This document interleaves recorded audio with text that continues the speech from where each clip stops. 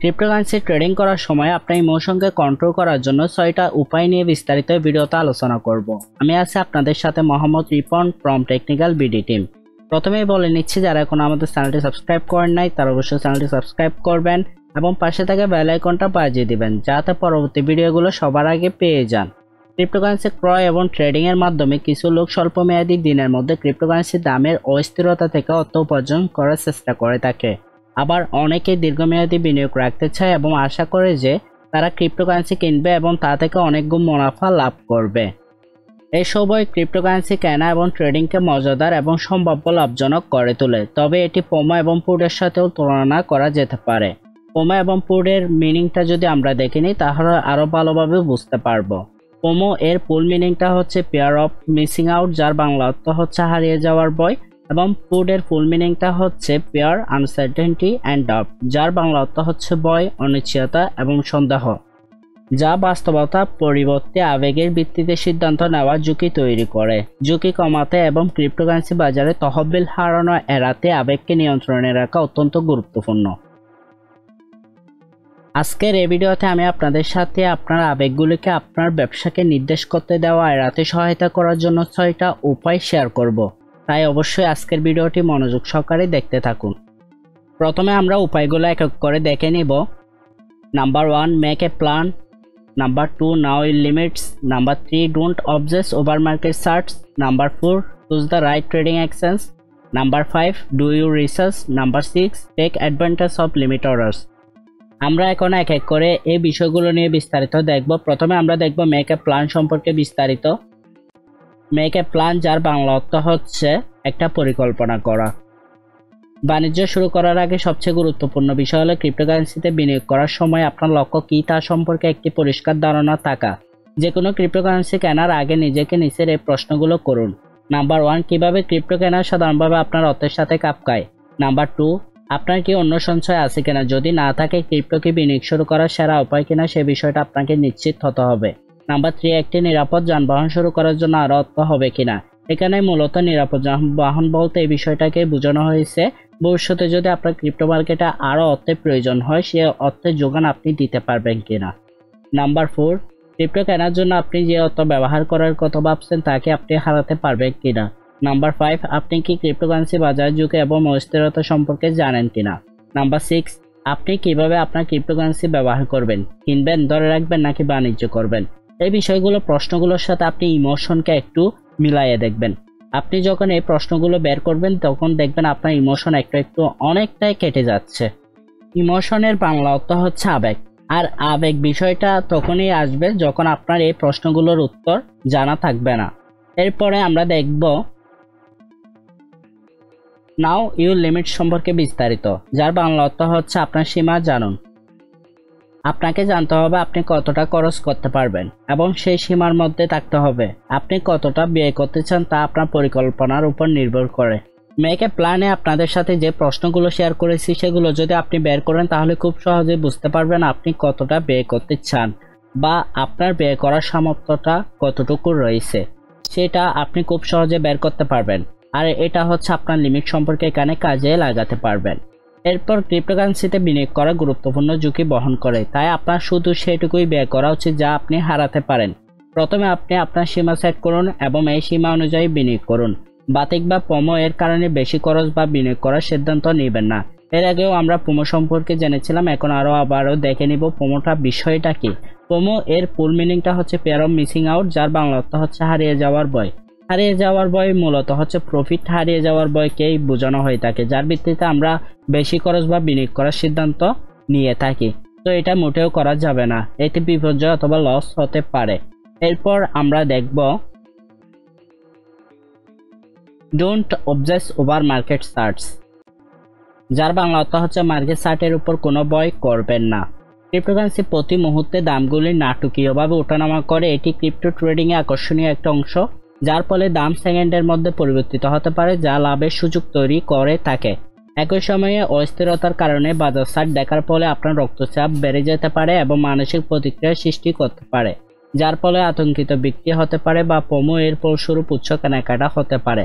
আমি পোমো এর আগে আরও 2বার বলেছি, আশা করি আপনারা পোমো বিষয়টা জানেন।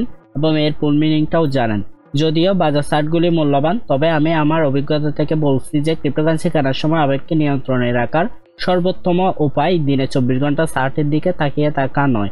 অবশ্যই সেটা সম্ভব না, বাট 24 ঘন্টা চার্টের দিকে তাকিয়ে থাকলে অবশ্যই আপনি ইমোশনে পড়ে যাবেন। তারপর যেটা রয়েছে choose the right trading exchange, যার বাংলা অর্থ হচ্ছে সঠিক ট্রেডিং এক্সচেঞ্জ নির্বাচন করুন। খুবই ইম্পর্টেন্ট একটা বিষয়, সঠিক প্ল্যাটফর্ম বেছে নেওয়া হলো আপনার পরিকল্পনার ভিত্তিতে কোনটি আপনাকে আপনার লক্ষ্যে পৌঁছাতে সাহায্য করবে তা খুঁজে বের করা। প্ল্যাটফর্ম বেছে নেওয়ার আগে এই বিষয়গুলো আপনাকে দেখতে হবে।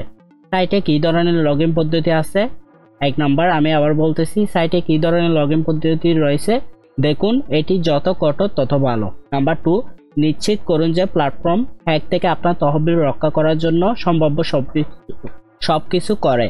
এখানে মূলত হ্যাক থেকে আপনার তহবিল রক্ষা করার জন্য প্ল্যাটফর্মটি কতটা স্ট্রং এটা অবশ্যই আপনাকে নিশ্চিত হতে হবে। কারণ অনেক সময় দেখা যায় যে আপনি আপনার প্ল্যাটফর্মের মধ্যে আপনার ডলারটা রাখছেন বা আপনার তহবিলটা রাখছেন, দেন দেখা যাচ্ছে যে তাদের ভুলের কারণে, তাদের সমস্যার কারণে আপনার তহবিলটা হারিয়ে ফেললেন। তো এই বিষয়টা আপনাকে নিশ্চিত হতে হবে প্ল্যাটফর্ম আপনার তহবিল রক্ষা করার জন্য কি তাদের সম্ভাব্য কি করতেছে, তারা কতটা স্ট্রং সে বিষয়টা আপনাকে নিশ্চিত হতে হবে। নাম্বার 3তে রয়েছে উক্ত প্ল্যাটফর্মে আপনার বাণিজ্যের বাছাইকৃত কয়েনগুলো আছে কিনা সেটা দেখতে হবে। অবশ্যই আপনি যদি যে কয়েন অথবা টোকেন কিনতে চাচ্ছেন বা বিক্রি করতে চাচ্ছেন সেগুলো যদি উক্ত প্ল্যাটফর্মে না থাকে তাহলে সেটা সিলেক্ট করেও আপনার কোনো লাভে আসবে না বা আপনার কোনো প্রয়োজনে আসবে না। নাম্বার 4এ রয়েছে এক্সচেঞ্জের সাপোর্ট টিমের অ্যাক্সেস কেমন তা দেখুন। অনেক সময় দেখা যায় যে অনেক সমস্যার মধ্যে পড়তে হয়, দেন সেগুলো সলভ করার জন্য তাদের সাপোর্ট টিমের সাথে কথা বলতে হয়। সো এটার অ্যাক্সেস বা তাদের টিমের সাপোর্ট টিমটা কেমন বা তারা কিভাবে সাপোর্ট করে থাকে সে বিষয়টা অবশ্যই আপনাকে দেখতে হবে। নাম্বার 5এ রয়েছে প্ল্যাটফর্মের সাথে সম্পর্কিত খবর এবং রিপোর্টগুলোর মধ্যে ঝুঁকি কতটুকু তা অনলাইনে দেখুন। এরপরে যেটা রয়েছে ডু রিসার্চ, যার বাংলা অর্থ হচ্ছে আপনার গবেষণা করুন। খুবই ইম্পর্টেন্ট একটা বিষয়, ক্রিপ্টো মার্কেটে যদি আপনার ইমোশনকে কন্ট্রোল করতে চান তাহলে অবশ্যই আপনার গবেষণা করতেই হবে, যেটা আপনাকে ইমোশন থেকে 80% 70% রক্ষা করতে পারবে বলে আমি মনে করি।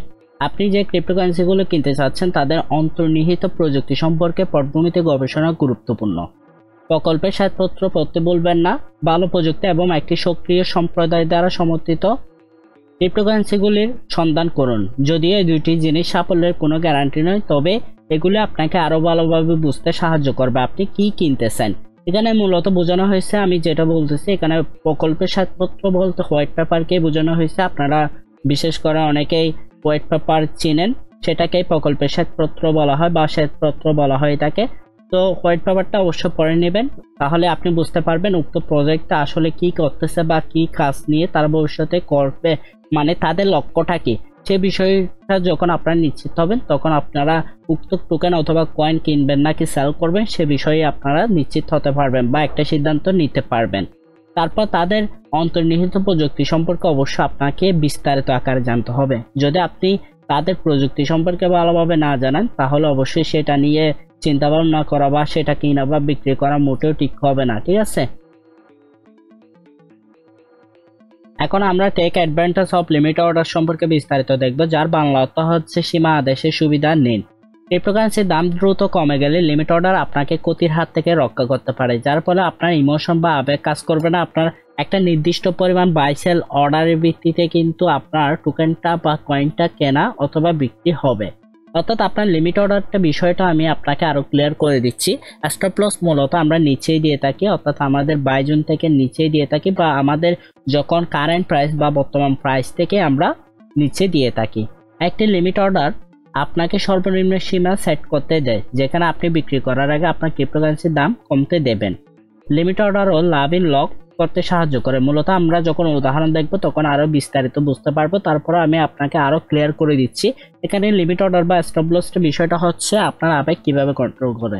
যখন আপনি অ্যানালাইসিসের ভিত্তিতে আপনার টোকেনটা কোথায় গেলে মার্কেট আরো ডাউন হতে পারে সেই বিষয়টা নিশ্চিত হবেন, তখন আপনি খুব সহজে আপনার ইমোশনকে কন্ট্রোল করতে পারবেন বা আপনার আবেগ তখন কাজ করবে না। আপনি নিজেই অ্যানালাইসিসের ভিত্তিতে বুঝতে পারবেন যে এই টোকেনটা এই লেভেলটা ক্রস করলে বা ব্রেক করলে তখন মার্কেট আরো ডাউন যেতে পারে। সো এই পর্যায়ে গেলে মার্কেট থেকে আপনাকে অবশ্যই বের হয়ে যেতে হবে। তো সেটা যখন নিশ্চিত হবেন তখন আপনি একটা স্টপ অর্ডার সেখানে সেট করবেন। তখন মার্কেট যখন ওই স্ট্যান্ডটা ব্রেক করবে দেন হচ্ছে উক্ত টোকেন অথবা কয়েনটা বিক্রি হয়ে যাবে, যার ফলে আপনার আবেগ কাজ করবে না, কিন্তু অ্যানালাইসিসের ভিত্তিতে সবকিছু হবে।